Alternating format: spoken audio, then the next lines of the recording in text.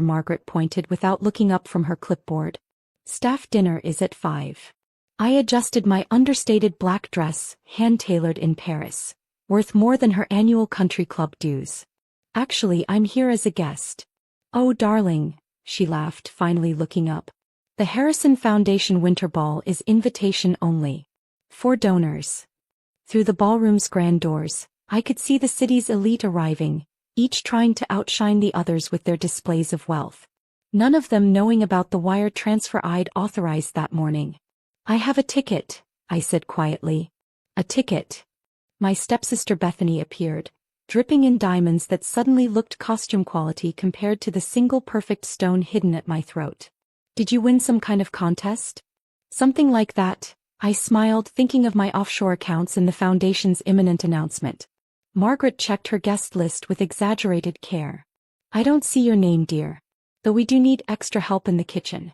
The caviar station is understaffed. I checked my watch, Swiss-made, discreet, worth more than their cars combined. The announcement would come at 8. The seating chart? I asked innocently. Oh, honey, Bethany smirked. Those tables are for actual donors. People who matter. My phone buzzed, confirmation that the transfer had cleared. $100 million, anonymously donated. For now. I'm sure we can find you a spot in the kitchen, Margaret offered with false generosity. Near the other help. I caught a glimpse of my father through the crowd, still handsome in his tuxedo, still oblivious to how his new wife had systematically pushed me to the margins of his life after Mom died. Your father worked so hard to build this foundation, Margaret reminded me, her voice dripping honey-coated venom. We can't have anything embarrassing tonight. The foundation. Dad's pride and joy, built from a small family charity into a major philanthropic force. The same foundation now teetering on the edge of financial collapse. A fact only the board and I knew. I understand, I said, thinking of the emergency board meeting last week. The desperate need for a major donor. The quiet empire I'd built while they weren't looking. The kitchen staff has their own table, Bethany added, adjusting her tiara, cubic zirconia, though she told everyone it was family heritage. You can sit with Rosa. She's been here forever, just like you. Rosa, who'd practically raced me after Mom died. Who'd watched Margaret sweep in and gradually convince Dad that his daughter was somehow less perfect. I smiled, touching the USB drive in my clutch containing proof of Margaret's creative accounting. I'm sure Rosa and I will have lots to catch up on. Just stay out of sight during the donor announcement, Margaret warned. We have someone very special making a transformative gift. If she only knew. The kitchen table, I agreed, watching the foundation's director approach with panic in his eyes. He'd been calling me all day, desperate to confirm the anonymous transfer. Margaret, he called. The major donor's representative is here. Coming. He turned back to me. Kitchen. No. And do try not to embarrass your father. I slipped away to the staff table, settling between Rosa and Carlos, the bartender who'd watched me grow up. Who'd seen everything. Nina, Rosa whispered, squeezing my hand. You look like your mother tonight. Just wait, I told her softly, watching Margaret flutter around the wealthy guests. Tonight's going to be interesting. My phone buzzed again. The foundation's legal team confirming receipt of both the donation and my terms. In 2 hours everything would change. Did you eat? Rosa asked in Spanish, sliding me a plate of appetizers meant for the donor tables. I'm saving my appetite, I replied, watching Bethany parade around with her fake tiara and real attitude. Tonight's feast is going to be particularly satisfying. Through the kitchen doors I could hear the orchestra starting up. The guests finding their tables. Margaret's voice carrying as she bragged about her stewardship of Dad's legacy. The legacy she'd nearly bankrupted. The one I just saved with conditions. Ladies and gentlemen, the director's voice boomed through the speakers. If you'll please take your seats. I checked my watch one final time. In exactly 90 minutes, they'd announce the anonymous donor who'd saved the Harrison Foundation. In 91 minutes I'd stand up from my kitchen table and introduce myself. From my seat in the kitchen corner, I watched the evening unfold like a perfectly choreographed dance.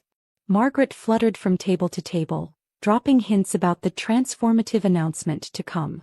Bethany collected compliments on her fake tiara like they were precious gems themselves.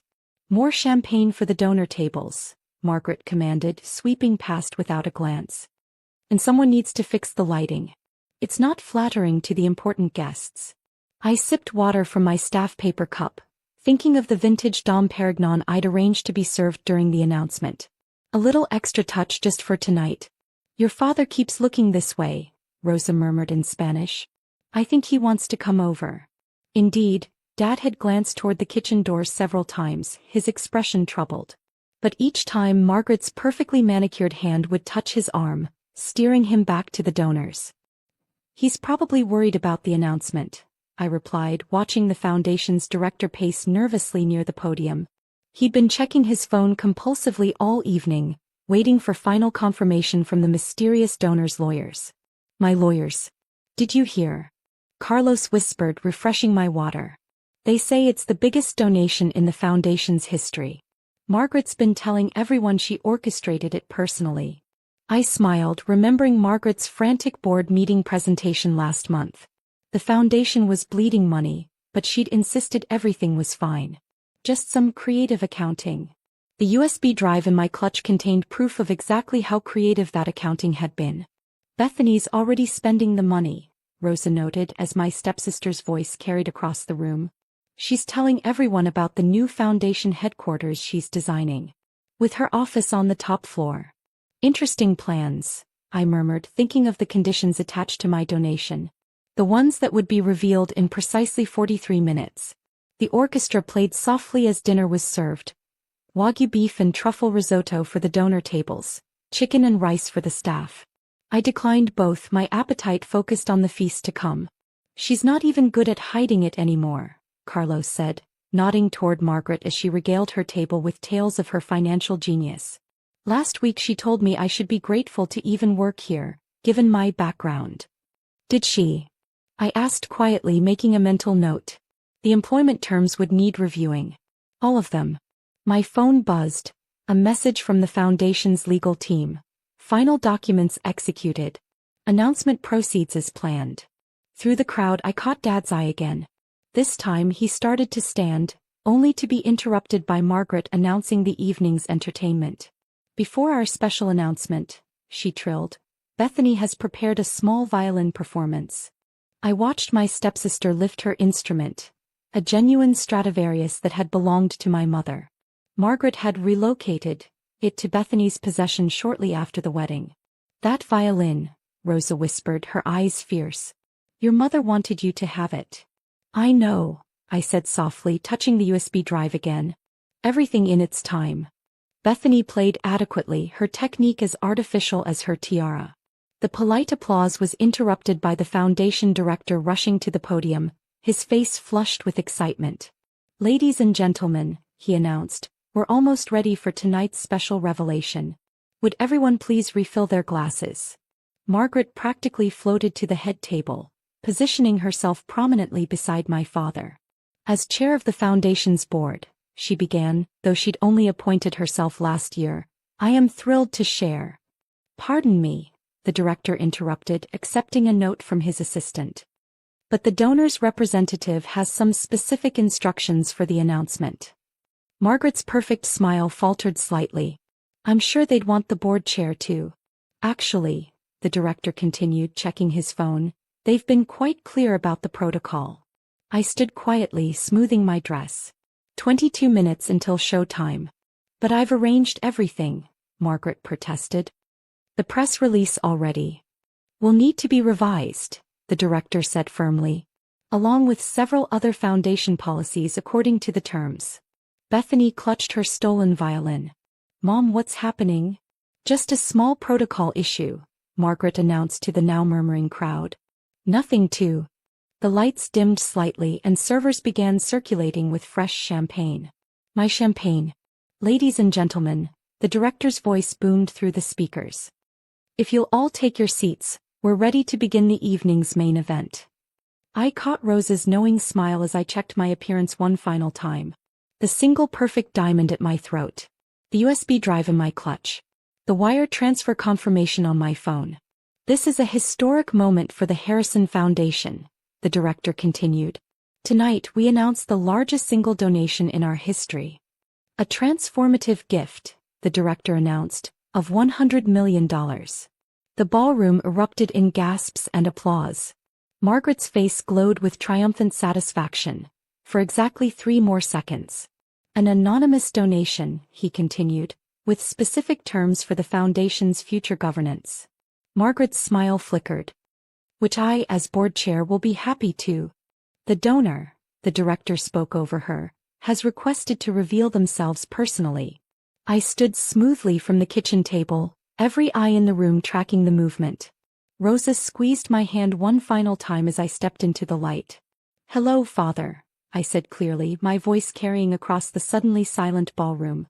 I believe the foundation was expecting me. The champagne flute slipped from Margaret's fingers, shattering on the marble floor. Bethany's mouth hung open, her fake tiara slightly askew. Alexandra. Dad's voice cracked. What are you? The terms are quite straightforward, I continued, accepting the microphone. Complete financial transparency. New board elections. And immediate review of all accounting decisions made in the last 5 years. Margaret's face went from scarlet to ash. You can't. Can't what? I asked pleasantly, withdrawing the USB drive. Can't afford a ticket to the ball? Can't understand complex financial transactions? Can't prove systematic misappropriation of foundation funds? The director stepped forward, his expression grim. The legal team has already reviewed the documentation Ms. Harrison provided. It's extensive. That's impossible, Bethany sputtered. She works in some startup or something. Actually, I smiled. I sold my tech company last year. For rather more than your mother's creative accounting could hide. Dad stood, realization dawning. The Silicon Valley deal. That was... Your daughter, I cut in. The one you ignored. The one you said didn't understand real business. Margaret snapped. This is ridiculous. The board won't. The board, I said, holding up a drive, will care about these transfers. To private accounts. Lawyers moved in. Security blocked the exits. As principal donor, I continued, I have concerns about management. Starting with this. I turned to Bethany. Mother's violin, please. She clutched it. But Mom said. She said many things, I replied. All documented. With the original bequest. Dad's face shifted from shock to dread. Margaret, what did you? Darling, she began, but the lawyer whispered urgently in his ear. I faced the crowd. The kitchen staff will receive raises and back pay. Rosa, head of outreach. Carlos, director of hospitality. Full benefits. Their smiles lit the room. Margaret's face fell. You can't just, she started. Actually, the director cut in, she can. You signed the donor agreement this morning. I raised my glass. To new leadership. And remembering worth isn't measured by dinner seats. Security stood behind Margaret. Dad trembled over the documents. One last thing. I unclasped my diamond necklace. Light caught the stone. This was Mother's too. Another item that belongs with me. Margaret's hand flew to her neck, where the empty setting once was. I smiled. That concludes tonight's announcement. Tomorrow's emergency board meeting at 9, yes. Silence. Then Rosa clapped. Carlos joined. Soon the whole staff, donors, even the orchestra. Alexandra, Dad called, voice breaking. Wait. I paused. Don't worry, Father. Margaret can explain. She should call her lawyer first. Bethany clutched the violin, tears streaking. But where will we sit? I gestured to the kitchen table where Rosa and Carlos raised their cups.